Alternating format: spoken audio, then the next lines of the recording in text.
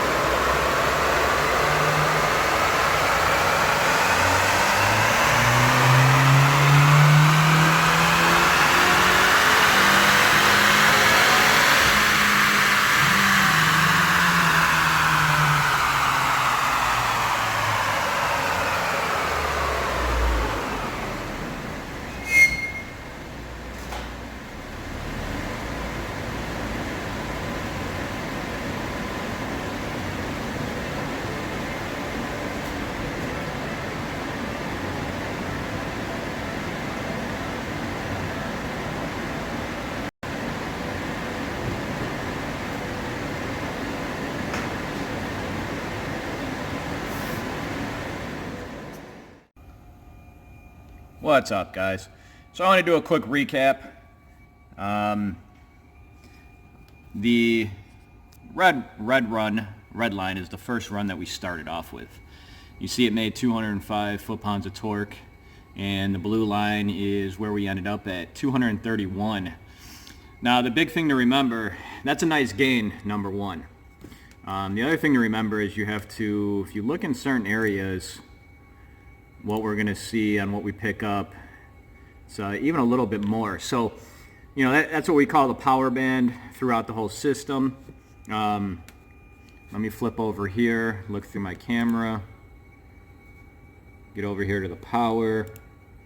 And the power we picked up was, we started with 187 and we picked 219 up. So the car should feel different.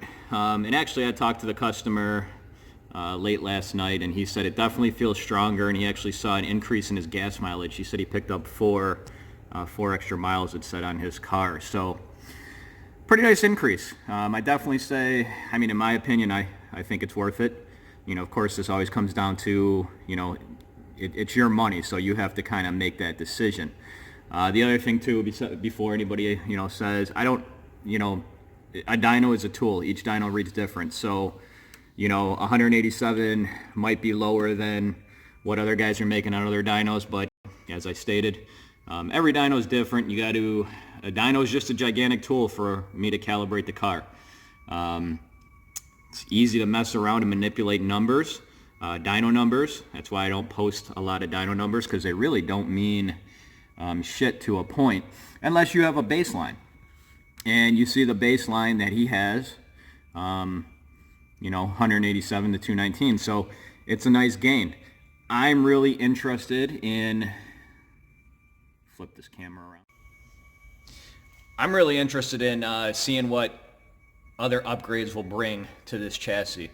I was talking to the customer when he picked it up, and I got a couple of things in mind that I'd like to do maybe and experiment with.